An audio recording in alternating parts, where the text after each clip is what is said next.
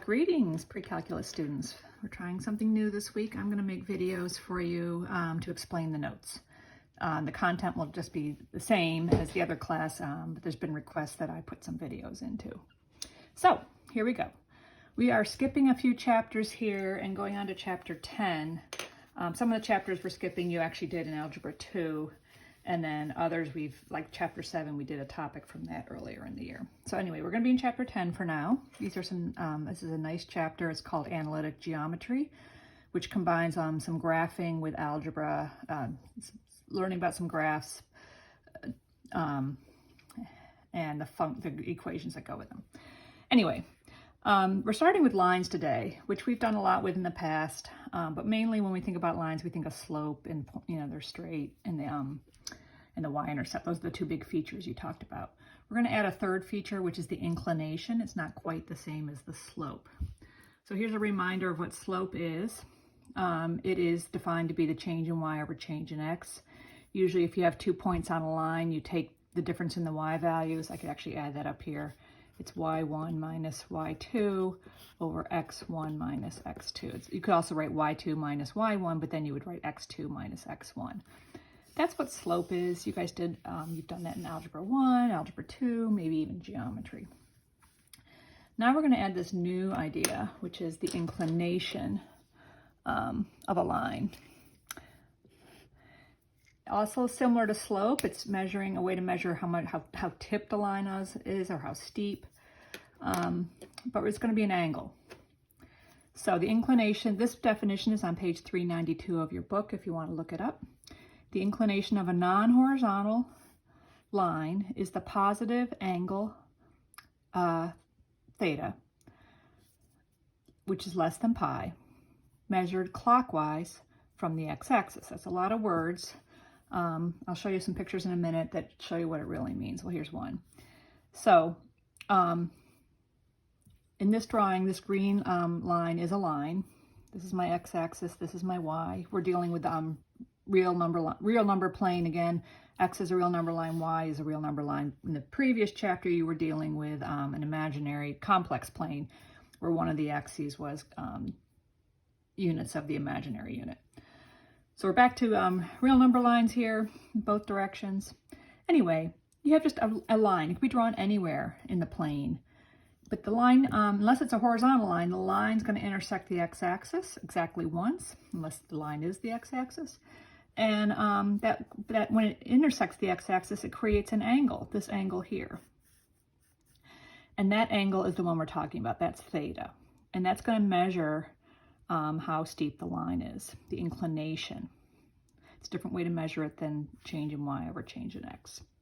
So that's what we're talking about, is the angle made with the x-axis and the line, basically.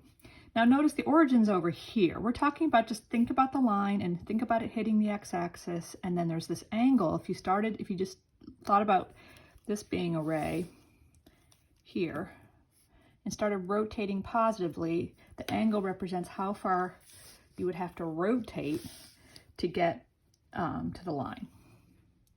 Okay, then there's one more definition on page 392 that you need to know about. It's called if a non-vertical line has inclination theta, that's our same theta here, and slope m being the slope definition, then the slope m equals tangent of theta. Here we go, pulling trig back into things.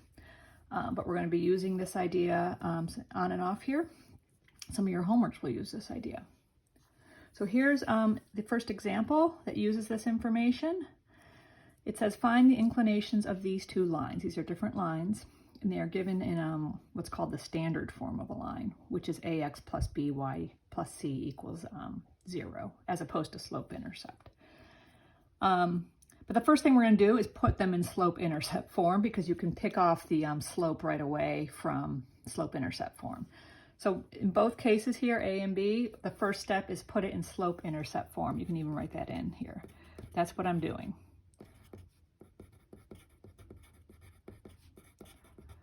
In this section and in this section, okay? And slope-intercept form, you may remember, is y equals mx plus b. So that's what we're doing first. Let's look at the first example. I'm going to minus or add 3y to both sides, and then I flipped it to put the y on the left because we often think of the y as on the left side of the equation when we're doing slope-intercept. And then I divided by the coefficient of y, which is 3, to get y equals square root of 3 over 3x, because that coefficient's got to be divided by that 3. But this 3 is going into the whole side, so you also have to remember to divide the 3 over here by 3, and you get 1. So that's the slope-intercept form of this line. You guys, that's algebra. You should be able to handle that no problem. Now we're going to say, okay, from this, I know my slope m. I don't have to calculate m with 2 points. The slope-intercept form gives you m. That's root 3 over 3 is the slope. Now I'm going to use this formula. Tangent of theta equals m. I just have it flipped. Say tangent of theta equals my slope m. This root 3 over 3 is this. So that's sort of the new thing. Inclination can be connected, theta can be connected to slope this way. I'm going to take the inverse tangent of both sides, and you're going to always write arctan in front of the ratio, not on the right here. And you might recognize that this is a special angle, and the answer is going to be pi over 6. Or 30 degrees. If you put it in your calculator in degree mode, you will get 30 degrees. And since we're dealing with a positive arctan, you are getting a first quadrant angle, which makes sense here. Remember, we're rotating from the x-axis. Sort of think of where it's meeting the x-axis is your point of rotation. You're saying how much rotation is it up to this line? It's 30 degrees. That's what we just found out. Okay, so that's the inclination of this line. It's at a 30-degree angle. Now, if it was 31 degrees, it would be slightly steeper. So it's exactly 30 because the arctan of slope gave us 30. This problem is similar. You're given an equation in standard form. We're going to manipulate it into slope-intercept.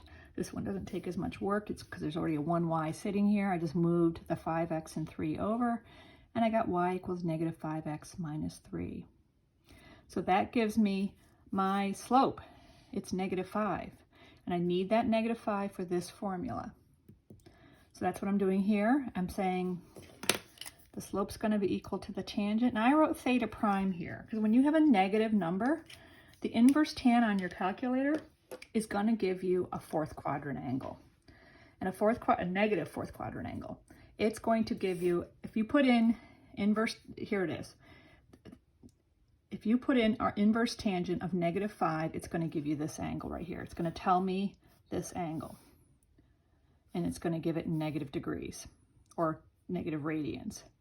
Because arctan will only give you first quadrant or fourth quadrant angles, and it's going to give you the positive rotation to a first quadrant or the negative rotation to a fourth quadrant. Because arctangent has a limited range, so that it's a function, and it will never give you second and third quadrant angles. So you have to remember that when you're dealing with a negative slope. This process, arctan, is not giving you your answer. It's giving you a reference angle, and that's helpful, but it's not going to be your answer. Now, Mr. Sung showed you in the last chapter, this is similar to some of the stuff we did in the complex plane, this negative 78.69, that's actually this. It's the rotation to get to here. It's like, but we really want the rotation to here. So there's two ways you can think of this. You can always add 180 to this negative angle, and that's going to get you 180 away, which is the positive angle that gets you to rotate to this line, starting at the x-axis. That's 101.31. Or the other way to think of it is this 78.69 here. This is negative 78.69. That's also the reference angle over here. There's 78.69. And we're interested in the remaining part of 180 that gets you here, because the theta is always going to be a positive angle, basically between 0 and pi, or 0 and 180. So it's less than pi or less than 180, either way. So that's 101.31 will be the angle that gets you there. Again, a drawing is worth 1,000 words in my opinion. If you messed up doing this calculation and got a weird angle that's more than 180, something went wrong. Or if you end up with a negative angle, doesn't fit this definition. 101.31, that looks reasonable. This is a pretty steep line, and it could have about a 101 degree steepness from the horizontal rotating that way.